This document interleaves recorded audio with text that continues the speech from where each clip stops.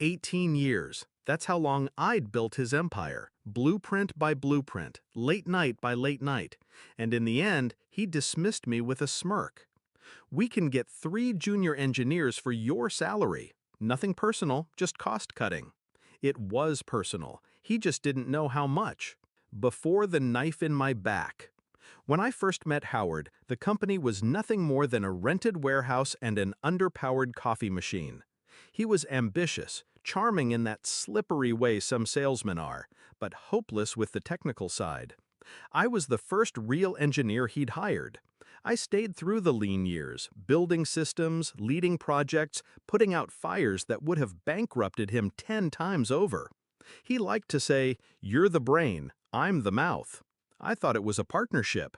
Turns out, I was just an expensive part to be replaced. The first warning. I noticed it 3 months before the firing. Budgets cut without warning. Projects reassigned to new talent. Kids barely out of college, bright-eyed and cheap. My access to certain meetings slipped through the cracks. Then came the audit of my department. Not for performance, for cost. Howard avoided my eyes in the hallway. That was when I knew the knife was already halfway in. The termination. The meeting lasted 6 minutes. He had my severance paperwork printed before I sat down. "Nothing personal," he said again, as if rehearsed. "You've done great work, but we have to think about the bottom line." I nodded, packed my desk in silence.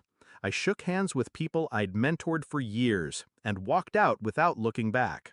But walking away wasn't the same as letting go. The switch in my head. Howard thought he'd taken my power when he took my job. But the truth? He'd handed me a weapon. 18 years had given me more than a title. I knew every project, every client, every flaw in the machine he called a business. And unlike Howard, I understood how all the pieces fit and how to take them apart. So I smiled, signed the severance, and started making calls. Step 1. The quiet gathering. I reached out to 3 former colleagues, ones Howard had cost-cut before me. They'd moved on to good positions at competitor firms. I didn't ask them to do anything illegal. I just asked questions. Who was hiring? Who needed a complete engineering team ready to deliver high-profile projects immediately? The answer came within 2 weeks, a rival company expanding aggressively. The CEO remembered my name from industry conferences.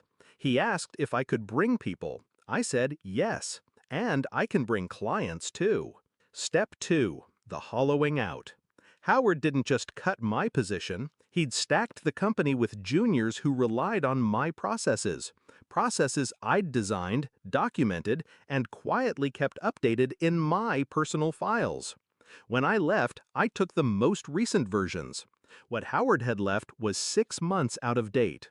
Without those updates, deadlines would start slipping. Step 3. The client migration. I'd been the face of every major technical pitch for years. Clients trusted me, not Howard. I invited a few key ones for catch-up lunches. I never badmouthed him. I didn't have to. I just listened, nodded sympathetically when they complained about the sudden drop in service quality, and mentioned, offhand, that my new team could take them on immediately. One by one, they shifted over. Quietly, contractually clean, no lawsuits. The day the panic calls began. It was a Friday, 9:12 a.m. when my phone lit up with his name. By then, 3 of his biggest accounts had terminated. 2 engineers had resigned, both now sitting in my new office. And a 4th client was reviewing options. I let it go to voicemail. The next call came 20 minutes later, then another. By noon, I had 9 missed calls and 4 texts. "We need to talk. I think we can work something out. Call me, urgent." I didn't reply. The confrontation.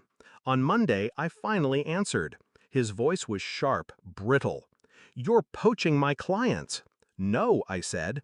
"Your clients are choosing competent service over cheap replacements. You think you can just—" "I don't, Howard. I know. You fired the one person who understood how this company runs. You made it personal when you made me disposable." He tried to pivot, to dangle some kind of consulting role. I cut him off. "You can't afford me," I said, and hung up. The collapse. Over the next month, I watched from a distance as the machine started to seize.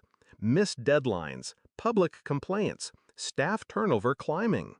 The juniors were good kids, but without leadership, they were drowning. Howard, ever the salesman, tried to plug the leaks himself. The market noticed. By the end of the quarter, his company had lost nearly 40% of its revenue base. Reflection. Some people think revenge is about rage. It's not.